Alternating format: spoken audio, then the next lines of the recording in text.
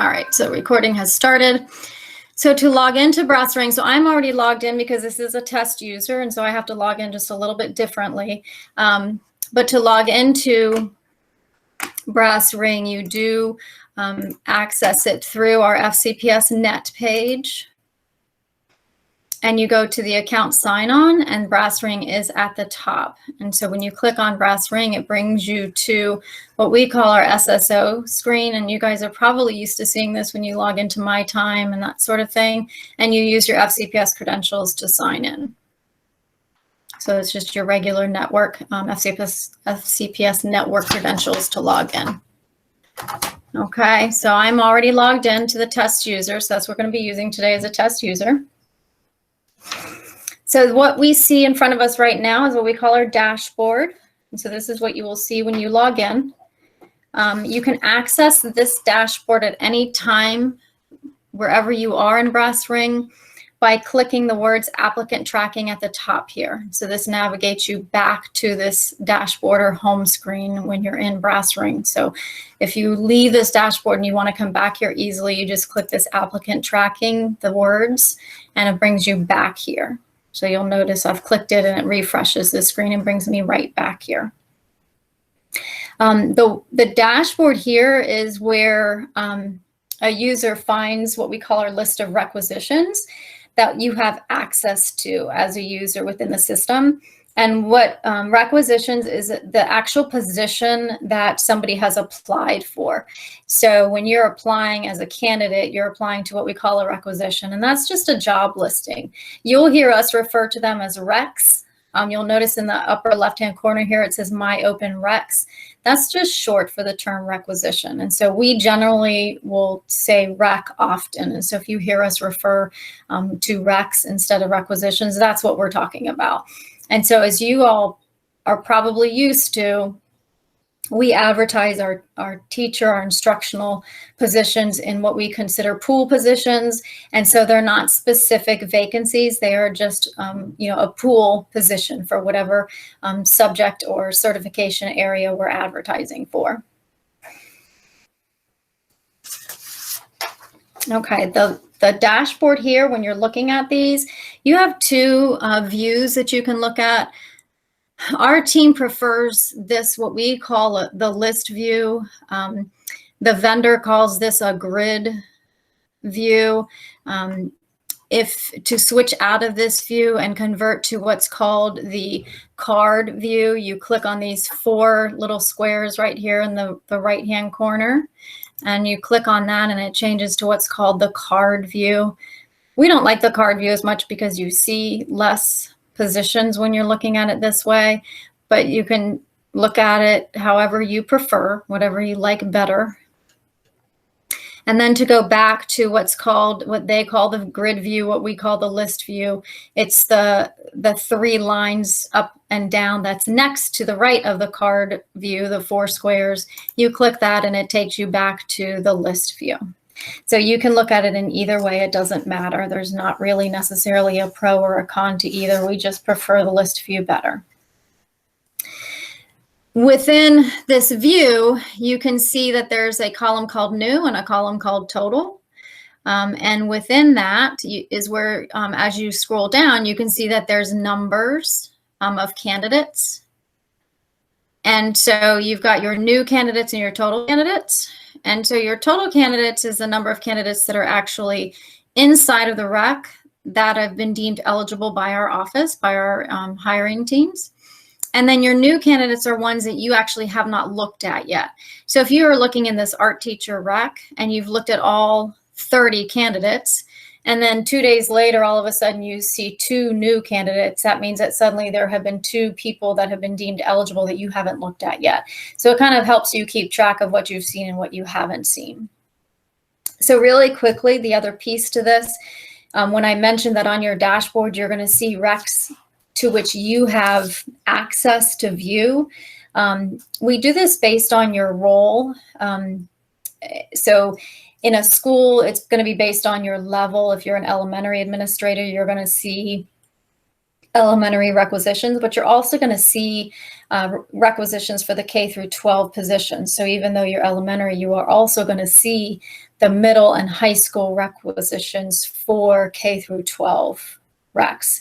And then at middle and high, you're going to see middle school recs and K through 12. You're going to see high school recs at high school and K through 12. But with middle and high, you are also going to see at middle school, you'll see some high school, and at high school, you'll see some middle school. It just depends on certification for those. And then in central office folks see the requisitions that are pertinent to what role they hold in the central office. So hopefully that will kind of explain, once you're logged in as yourself, what you will see and why. In this test user, you'll notice that this test user pretty much sees everything, and we do that just for purposes of being able to test accordingly. So in the list view, you'll notice your new and total are here. I'm going to revert back to card view just really quickly to show you that your new and total are here on the card as well, but it's just at the bottom, but you still see the same thing. So we're going to do all of our demo today and the training today in the list view, as I said, just because we prefer that. So now we're going to talk a little bit about searching for candidates or recs, but before I move on to that, I just want to make sure that nobody has any questions about kind of this first piece and the dashboard and the way this looks, or any questions about the recs that we're seeing. Did anybody have any questions up to this point? Tommy or Nikki, was anything in the chat? Or does anybody need a minute to type something in the chat, or anybody have a question that they want to ask verbally?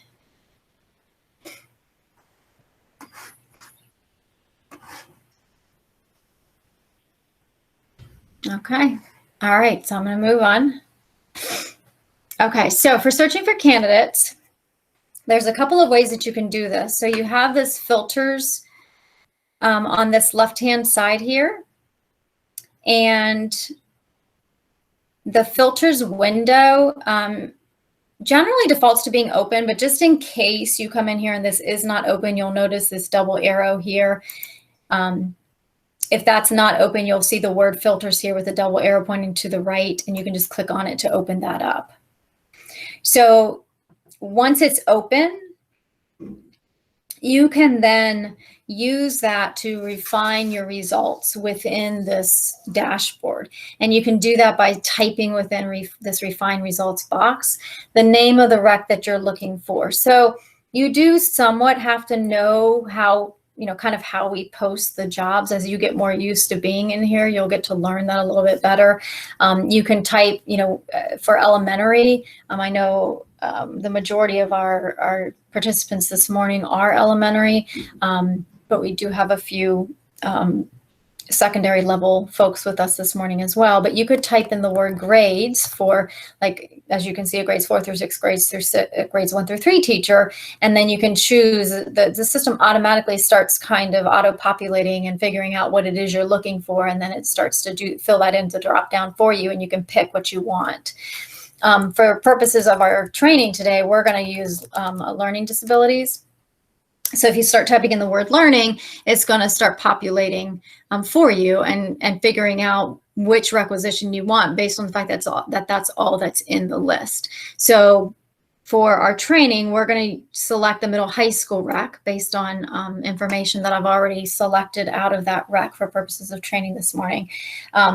And you just would select it and it comes up in the screen. And then from there, which we're not going to do just yet, you can select and click on the links here to enter in and look at the candidates you want to look at. When you're done with that, you can just clear those results and it brings everything back for you. Okay.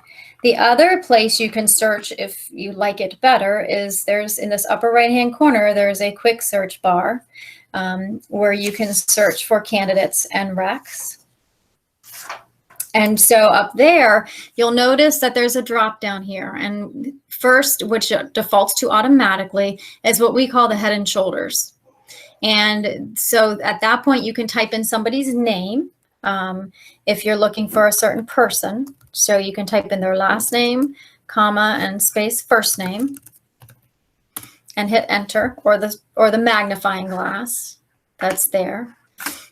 So there's a magnifying glass there, and it'll bring their name up in the window below.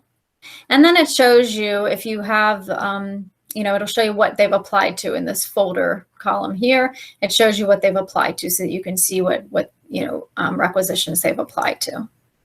The other thing that you can do is search for recs here by switching the drop down and choosing the recs option in the drop down. And then you can start typing in the requisition that you're looking for. And again, the system starts to auto-populate for you, guessing what it is you're looking for. And you would just click the requisition and it brings it up again in your panel for you. And then you can select the link for the total candidates to enter into the rec. Okay. So before we start looking at candidates, I'm going to teach you about working folders. So before we move into working folders, I just want to take another pause and see if anybody has any questions about searching for recs and candidates. It's pretty simple, the actual search functions. And then we're going to look at working folders, and then we'll actually start looking at candidates inside the requisitions. So do we have any questions about searching for recs or searching for actual candidates before I move on? Nothing. All right. Nothing in chat so far. Okay, great. Okay. So we're going to talk a little bit about working folders, and working folders are something that you guys can utilize for your purposes when you are looking at candidates. So there's a lot of candidates in, like as an example, there's 56 candidates in this requisition. And as you're looking through those 56 candidates, you may, want to set aside just a select few of those candidates that you want to look at later, but you're going to want to be doing that while you're looking through 56 candidates. And so you don't necessarily, you don't want to have to print those resumes necessarily, or you want to figure out an easy way to mark those people so that you don't have to, like I said, print the resumes as you're going, or write their names down, or find some way. And so the working folders is a nice way for you to be able to mark, you check the candidates off and you can copy them into these working folders so that then you can come back to them later and do either a more thorough screening, or come back to them later and say, okay, now I want to invite them to interviews. Now I want to communicate with them and invite them to an interview, or I want to share their information with another administrator on my team, or something to that effect, or talk through this with somebody else. So the working folders, there's another, up here in the upper left-hand corner, there's 3 menu bars. And this will expand another menu for you by clicking on it. When you do that, you're going to click on the candidates menu, which expands another menu. And then there's a My Folders menu within that. And then you have an option to either add a new folder or just go straight to the working folders. And so before I do anything for adding a new one, we're going to go to the working folders that we already have, just so I can show you what they look like. So we've already created some working folders, and you can name them whatever you want. You can create them as individual folders so that you are the only one that has access to the folders, or you can make it a team folder. So if you wanted to, you could create a working folder and add other people, other administrators within your building to the folder, so all of you have access to that folder. And you could be dropping candidates in there, and you could say to other administrators within your team, hey, I've created this SPED 2020-2021 folder, and I've dropped candidates in there. Take a look at them and tell me what you think. So we're going to go back to the menu to add new, and you can name your folder name whatever you want. We'll just name it, how about we do something elementary since we're not yet. We'll do grades 1 through 3. And again, users with access can be just you, or you can actually add by searching, and you can add somebody else in the system. So you can you probably don't want to do the list because every user that's in BrassRing is there, but you can type somebody's name. So if I type Tommy, his last name, if I type Burke, then his name is going to be here, and I can just select him to add him to the folder. and his name will come up. And then you can just submit and it'll become a team folder. So I'm not going to do that, but we're just going to submit the new folder, and it's going to be an individual folder, and then it tells you the new folder has been added. And so now you'll see that there's a new working folder there, an individual folder that was created today. Okay. So there's a really good reason we're showing you this. And as we move along through our candidates, you will see why we're creating these folders and how this is beneficial. So I explained that a little bit to you, but we're going to show you that in action in just a little bit. So we're going to want to go back. I want to go ahead and go back, excuse me, to working with candidates within a rec. And we're going to refine our results to get back to that learning disabilities rec. And we're just going to go ahead and click on everybody that's in the rec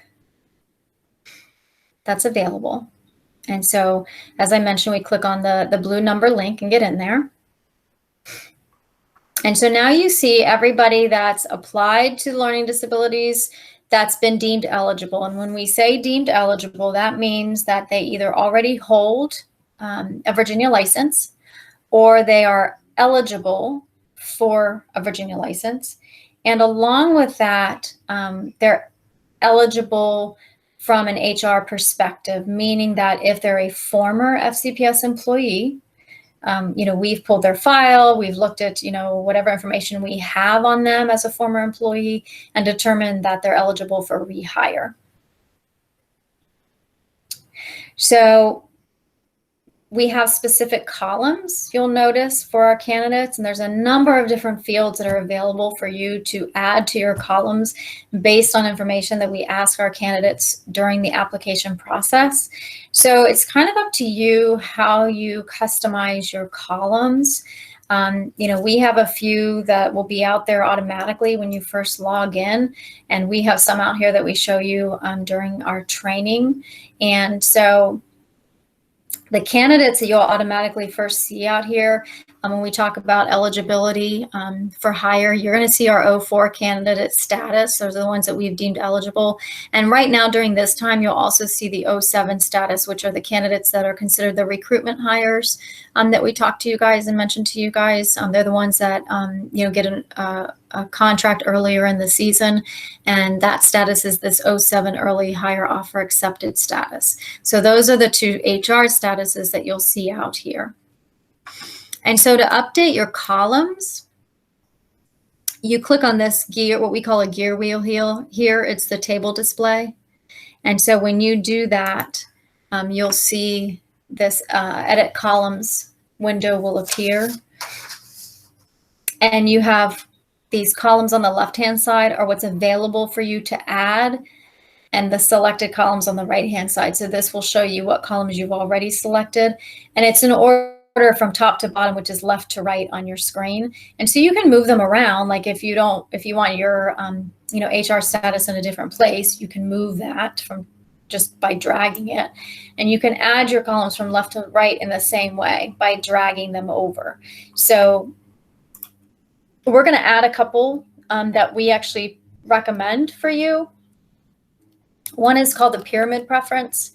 And that's a question that we ask on the Gateway questionnaire, which is we ask our candidates what pyramid they're interested in working. And it's kind of just for geographic purposes to give you guys and us an idea of where they might most be interested in working in the system. Regions didn't quite work just because when we went to regions geographically, they were so large. We felt it would be difficult for candidates to try to pinpoint where they might be interested in working. So we narrowed it down to pyramids, and we actually give them links to our region maps on Google Maps, and then break out the pyramid so they can actually see which schools are within each pyramid, and then take a look and hopefully kind of narrow it down and figure that out. So we hope that potentially can kind of help you guys as well find some candidates that might be more interested in working within your pyramid and hopefully then your school. The other one we recommend is contract preference. And so the nice thing about being in here is if you know potentially what field you might be looking for, you can just kind of type in the search. And again, it'll start to kind of figure out what you're looking for.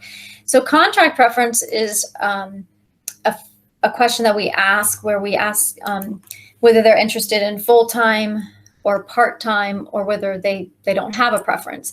And so that can be really nice if you actually have a vacancy that's a part-time vacancy. And so if that's something you're looking for, you can filter down candidates who have said that they are interested in part-time work, because then you can filter out those people that have said they're only interested in full-time. And there's no, you don't have to reach out to people who, if they've said they're only interested in full-time, you can weed those people out. And so you're not emailing them, asking if they're interested in interviewing, and they never wanted a part-time position anyway. So those are two fields that we suggest that you can put in your columns for purposes of, narrowing down candidates and we'll show you some filtering options to be able to do that. And then you just hit submit, and that updates your columns. And so then you have a couple of things you can do with sorting and filtering your candidates. So there is an advanced sorting function, which we don't use sorting a whole lot. In our office, we use filtering more, but we'll show you the sorting just if that's something you want to do. The advanced sorting is these two up and down arrows right here. And then you have three levels of sort. You can sort by one thing, and then by another, and then by a third. And right now we have it sorted by TI result and then by masters obtained, those two columns.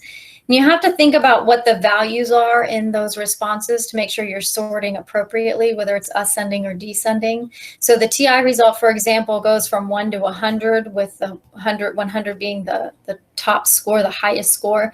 So you want to sort descending so that the highest score is at the top of your list. And then masters obtained, again, is a yes or no value. So again, you want to sort by descending, because if you want to see people that have their masters, yes comes after no. So you want to make sure that, again, you're sorting in a descending value. And when you apply, which we already had it applied, it'll show you what your sort options are. The TI result was your first sort, masters obtained was your second sort.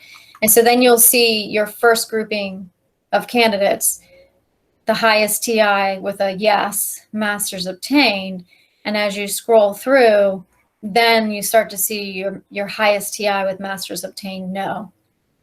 And so as you keep scrolling, then you'll see your highest your next highest TI with masters obtained yes. So that's kind of how your sorting works. So before I move on to filters and how you filter your candidates, I just want to take another quick pause and see if anybody has questions about what we've looked at so far with candidates. Do we have anything in chat, Tommy or Nikki? Anybody want to unmute their mic and ask a quick question? Are we good so far? Okay, everybody good? Great. All right, so we're going to move into filters. And again, your filters are on your left-hand side. If for some reason you close this or it's not open when you first go into your recs and look at candidates and it's gone, to open your filters once you're within a requisition, there's over in your upper right-hand corner, there's the word filters here. It's just a filters button. And you click that and it opens up your filters window on your left. So sometimes some people like to close that because if you notice, it gives you more screen space, so you can see more. So some people don't like to leave the filters open. I leave mine open all the time because I'm filtering all the time, and so for me, I like to have it open. The nice thing, one thing that you can do, which I kind of skipped over in looking at the columns, is you can pin columns. So you'll notice when I'm scrolling to the right to see more of my columns, the name is staying in place. So I can always see who I'm looking at, even though I've scrolled off my columns off the screen. And that's in this little drop down next to, in the name column, there's this little drop down here where you can do your sorting, individually by columns. You can see that it says unpin, because I have that column pinned. And so if I click on like this column, you'll see I can pin left or pin right. So I could also pin that candidate reference number column left And then when I scroll to the right, so now both of those columns have stayed pinned to the left. And then I can go back and unpin that column. And now just the name column is pinned. Okay, did I hear something come up in the chat, Tommy? Yes, there was a question about searching for a specific pyramid. Okay. Yeah, so we're gonna get into the pyramid. I mean, the filters right now, and the pyramid filter is one of the things we're gonna talk through. Is how that was one of the reasons why I added that field as a column. So that's one example that we're gonna look at. And then there's another question: is it possible to see who has applied directly to your school position post? Okay, so in BrassRing itself, we currently have the school transfer requisitions. So one thing that you can see in BrassRing is the transfer recs. So if an internal a current teacher wants to transfer to your school, they can indicate that they're interested in transferring to your school, and you can see those. Right now, the way that FCPS practices currently with positions and jobs is that the school vacancy list is something that is manually built and is a separate listing, and candidates look at the list and then reach out to you guys directly. So currently, candidates don't actually apply anywhere to school vacancies. So right now they apply to a pool position, and then they reach out to schools to let them know they're interested in your vacancies. So technically they're not applying directly to a vacancy. So until the entire FCPS kind of culture, I guess, changes in the way that we process, I guess, our hiring practices on the instructional side, you won't see applications for your specific vacancies. And you can certainly look at candidates in the pool and reach out to candidates directly when you have vacancies, and kind of source yourself. Otherwise, they're reaching out to you based on how we kind of recruit, I guess, currently. So that could change. I mean, I don't know, what direction we're headed in that regard. I mean, as you guys, most of our administrators, as you guys know, like on the operational and admin side, we actually create recs for every vacancy you have. And those, and on those, the instructional side's a little bit different. It's a lot more hires. So I'm not sure what that would look like, but that's kind of where we are with those. So, all right, moving on, unless there's another question, I'm going to go ahead and talk about the filters. Okay. All right, so filters. So we have our filters box open. Now you can only filter on an item that you have a column for. So I think it was Leanne, you asked about pyramids. So if we didn't have this pyramid preference column here, we wouldn't be able to filter on it over here. So the first thing you have to do is, if you're looking to filter on something, you have to make sure you have your column first. Then we have to make sure that we add the filter field to match the column that we want to filter. So we have to edit our filters, because as you can see over here, we don't actually have the pyramid preference field here to even filter on. So we've got to edit our filters as well, so that we can take our available filters fields and move them from the left to the right and select some fields that we want to be able to filter on. So there's a few things that we're going to move. One of the things that we're going to move is the pyramid. So we're going to move the pyramid preference over. We're going to move it up a little bit. We'll leave it there. And then we're going to also move that contract preference over, because that was one of the other ones that we mentioned. And then there's another filter that we're going to move over that we suggest that you keep, and we'll talk through this one too, and it's called skills keyword. And we're going to move that one over also. And then we're going to go ahead and submit, and that's going to add those fields over here in your filters window. So you'll see now we have some additional fields we can filter on. So one of the first things I'm going to show you really quickly is that once you're within a rec, you can also refine your results within your rec. So if you're inside of a rec and you're working in there and you, I don't know, you have a resume from a candidate that, you know, has sent you something and you're in this rec and they're interested in your LD position and you just happen to be an LD, you can look them up, you can refine your results and start typing in their last name and it'll refine down. And so now you know, oh, so Matthew did apply. He's in the LD rec. He's applied to that rec. So I can, you know, he's good. Like if I decide I want to interview him and then maybe I want to hire him, he's already out there. He's already applied. So I can move forward without any issues. I don't need to tell him he's got to apply. Because as you all know, I'm sure you see it all the time, you'll get resumes from people and they haven't even applied to the system.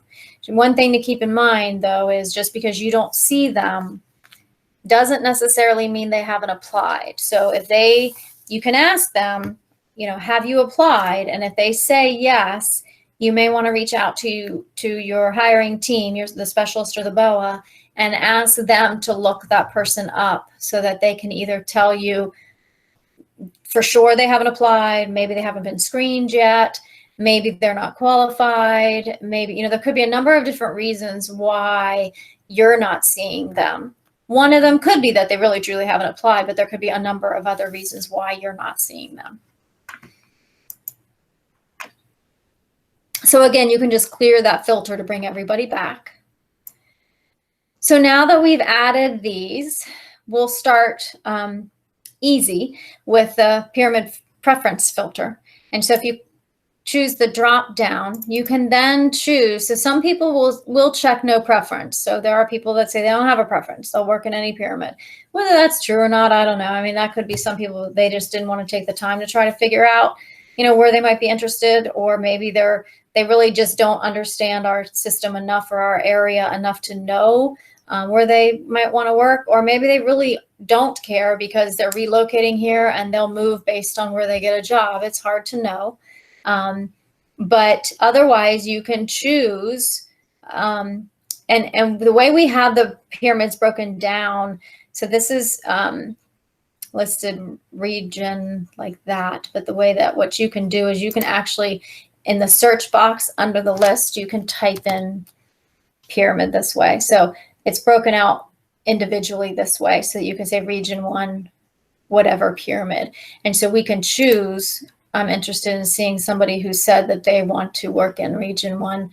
So there's 19 people out of those 56 that are interested who selected that particular pyramid. So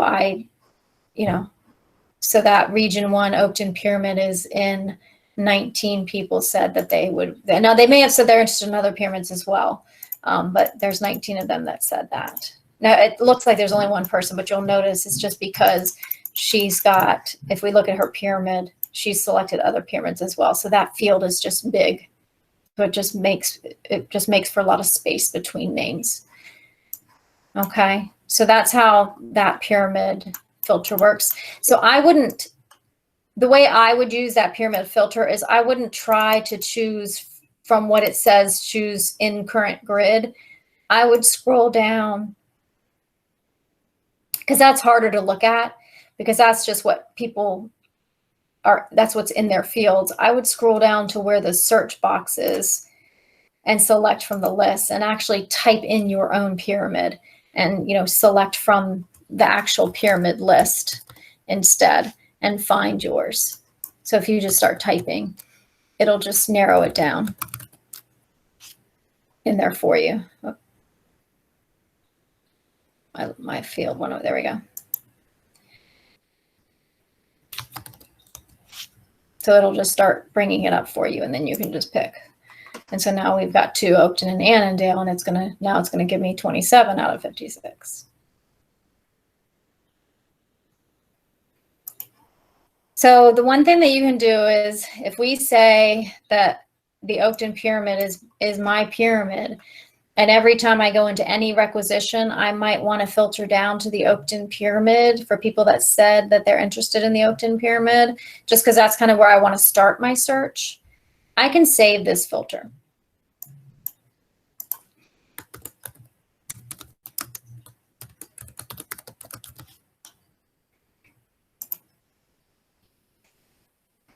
So then every time I come into a rec, I can load my filters. And if I have a number of filters, then I can choose the Oakton pyramid and it'll bring it up every time. So as an example, we've got 2 other pyramids out here. So I can, out of there, I can change it. And I'm say I'm the Braddock pyramid. Then there's 16 of 16 out of here that are interested in the Braddock pyramid. So each time I go into a rack, and it saves it across your racks. So when you go into any rack, if it's a grades 1 through 3 teacher and you say, okay, well now I want to load my Braddock pyramid and see how many people out of these, 100 candidates are interested in the Braddock pyramid, go into load filters, choose your Braddock pyramid filter and narrow the candidates down. So I'm going to clear that real quick. And you can do that on any of these filters. So the contract preference is very similar, where you can now, select whether, who said part-time, who said full-time, who said no preference. Again, like I said, this is really more ideal for if you have a part-time vacancy and you're really looking for people that said, I'm interested in working part-time, then you may want to just narrow down out of the people that are in there, how many said, yes, I'll work part-time. And those are the only ones that you really want to reach out to interview for that part-time position that you have. So now we're going to talk really quickly about this skills keyword search. Sorry. The nice thing about the skills keyword is sometimes when you're looking in a requisition, you're actually looking for a little bit more information within those candidates, and you might want to, rather than having to look at the candidates and at first read every single resume right away, you may want to try to narrow down those candidates because you're looking for something specific, like, I don't know, ABA training, or maybe in learning disabilities, you want to know which of these people have, actually taught LD English or something like that. You can actually type a skills keyword in here.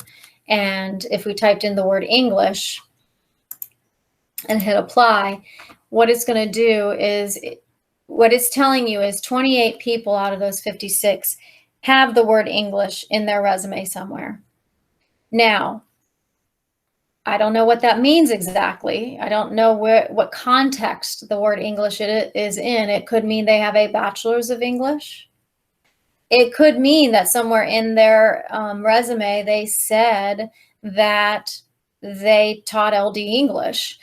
Now at this point will have to look at these 28 candidates and look more closely at their resumes to see where that word English is and what it means.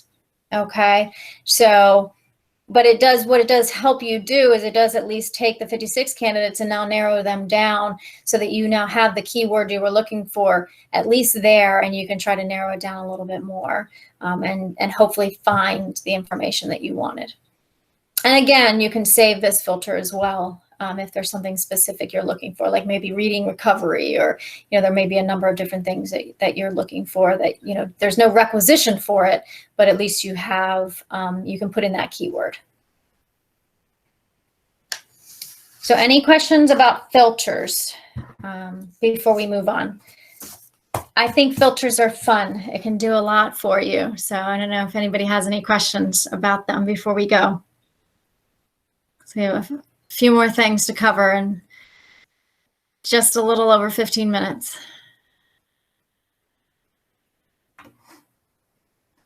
All right, so I'm going to clear this then, and we're going to move on to notes. So we have a notes column Some of our candidates don't have notes at all. Some of them do have notes, and some of them have a lot of notes. Keep in mind that our notes are FOIA-able, so careful what you write. And we don't have, honestly, suggested, we don't have anything that we suggest that you put in notes.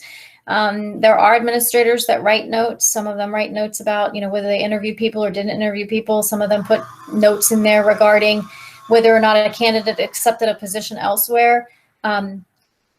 Our preference is if you have talked to somebody or emailed with somebody and they've indicated that they have accepted a position elsewhere, that you communicate that with our office, whether you forward the email to us or if you don't actually have an email from them but you spoke with them verbally and they told you that, you can just shoot us a quick email and let us know the candidate name and that they indicated they accepted a position elsewhere. Because what we do based on that information that we get, whether it's their email or just verbally, we'll follow up with the candidate. We try to get written confirmation from the candidate that they've accepted a job with another system and they're no longer interested in us, so that we can actually pull their application out of the system so that you guys no longer see them. So we just try to confirm that they're no longer interested in a job with us for this, upcoming or current, depending on where we are in the year, school year, so that we can then mark them as not interested and then let them know that they will have to reapply for the following school year if they're interested in us again for the next school year. But we want to get them out of the system if we can. Unfortunately, putting a note that says that doesn't help us, because the system based on notes cannot status people automatically. So we just have to have that information, and that can come in to your hiring team. There's the BrassRing support email you can send it to, and we can get it from there. You can email any of us. You can email me. You can email the recruit@fcps.edu box. So, any of the emails that you can email, and then, we'll get it taken care of to get those people moved out. So to read notes that are there, if they have a note already, you'll see this, what looks like a little note. If they have no notes, you'll see a plus sign. To add a note, either way, you click on whichever icon is there, the plus sign or the note that already exists there. We're going to click on the note just so you can see that there is a note. And what you'll find is, because it keeps a running log of notes, sometimes these notes are very old and they may not apply anymore. So you just need to be cognizant of the fact that when you see a note that is already there, just be aware of what, notice what the date is, because it may not be applicable anymore. And so sometimes you'll see where it might say, license is expired, not eligible, or something to that effect, or something to do with their license. But if they are now sitting in the rec and marked eligible, then clearly that note is old and isn't applicable anymore. So you just kind of need to be thoughtful about and cognizant about the fact that what the dates are on those notes. So if you're going to add a note, you just click on add note here, and then you type the information in the body of the note, and then you just hit submit. And then it'll add the note just like this is here. It'll just be above that with a new date. And this is live, so sorry, I can't actually add the note because I don't want to put that out there. All right, so now we're going to move on to another fun item that some people really like, and others it's a little overwhelming. So it just depends on what you prefer. And it's a tool called Speed Browse that this offers. And so when you're in here with all of these candidates, we can select all the candidates that are on this screen. If we check the box that's at the top of the list, it selects everybody that's listed on this page. So you notice there's 2 pages because there's 56 candidates. There's 52 a page. You'll notice here you can change the number of candidates you're looking at one time. Right now it's set to 50. If we changed it to 100, then all 56 would be on the page at one time. We're selecting the 50. And if we go to actions, you'll notice that we can speed browse. And when we speed browse, it brings all of the candidates up at the same time.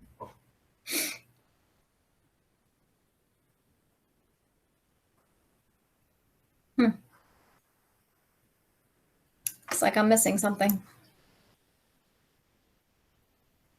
Tommy.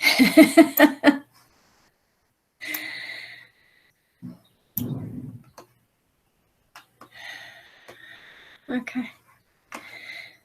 Okay, so, sorry, looks a little different than it normally does. Caught me off guard for a second. So we can change the items per page right here. So right now there's 4. You can change that to 5 if you want to look at all, 5 at a time. You can change it to however many you want to look at a time. I mean, you can make it 1. I'm not sure if you only want to look at 1 at a time, just because you really don't want to look at them next to each other. You could certainly do this. I guess the benefit of doing it through speed browse is that you don't have to open each person individually, because the nice thing about looking at it this way is you can use the arrow buttons that are here to scroll to the next person. And you can just scroll through each individual person and look at them this way, rather than having to open each record individually. So that's one nice way of, using speed browse. It's nice because you can look at each person individually without having to individually open each record. And so it saves time, which is what's the purpose of the speed browse. And so you can look at their contact details. You can look at their resume, their cover letter, if they have one, their experience, and then any forms that they might have. So you can also do additional actions if you check the box next to their name. Sorry. You can e-link this resume to somebody, perhaps, your AA as an external person. If you want her to follow up and do something with these people, you can send a candidate communication. You can add a note to this person. Okay. You can also move copy to folder. And so we're going to talk about that in a minute, because we talked about those working folders.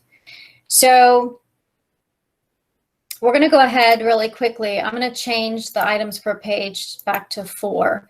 And so we're going to pretend like we like a few people as we're going through and screening. Okay, so we have selected 7 people so far, and we're going to say that we want to send them a communication. And that communication is, we want to invite them to come in for an interview.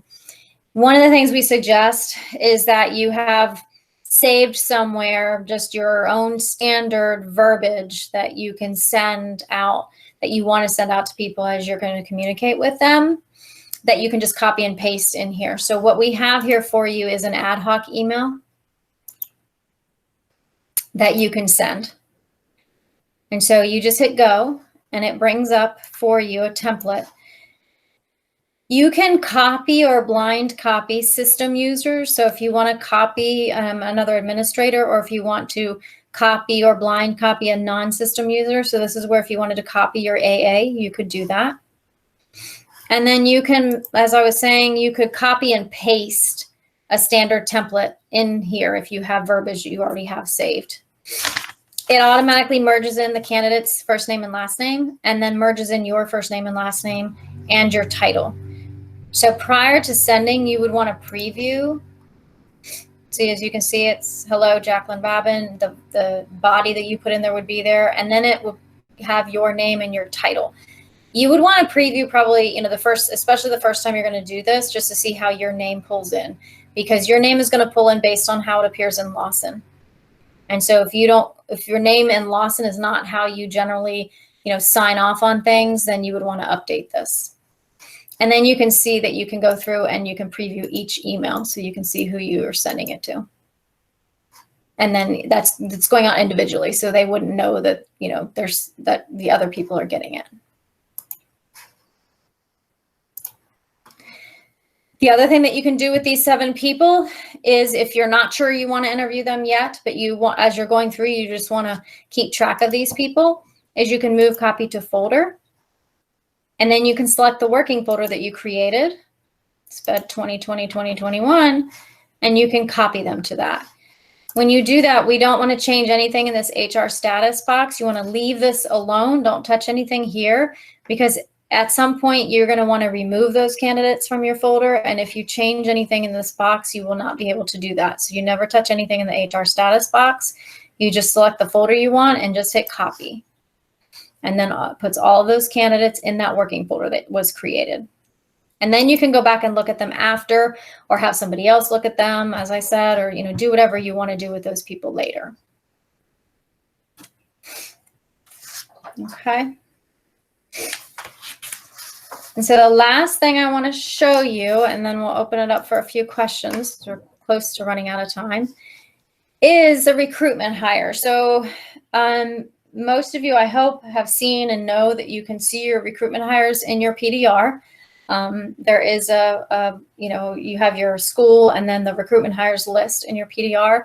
You can also see them easily in here by going to back up here to the expanded menu here, going to your candidates, and then you go to my candidates. And then you'll see that you have an option to look at the early hire offer accepted candidates. And it'll show you a list of the recruitment hires that you have access to view based on your role. So in your PDR, you have the ability to change your view to be able to see all recruitment hires. I mean, at first it's filtered down for you to only see what you would normally see as, say an elementary administrator or middle or high, but you can actually then expand your filters. So here you would just have to make sure that you have this folder column so you can see what they've been early hired in. But you can see the recruitment hires in here.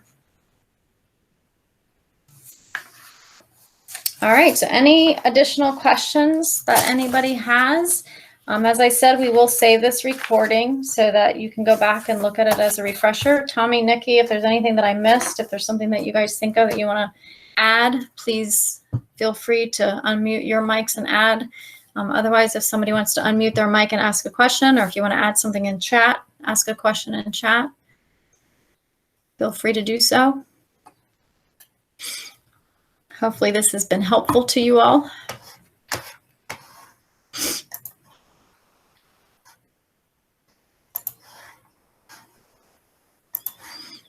No questions means that you guys will teach our next class, right? Yes, thank you. See, I missed something. Yes, I can tell you where you can find it. So this little chain link looking thing right over here on the right-hand side, when you click on that, there's a link here called BrassRing Training and Support. When you go in there, there's a video here now that tells you how to find the recruitment hires. That shows you that. There's also the handout that I attached to your email. So the handout's in there. So this recording will get posted in there. The FAQ that we put together will also end up in there.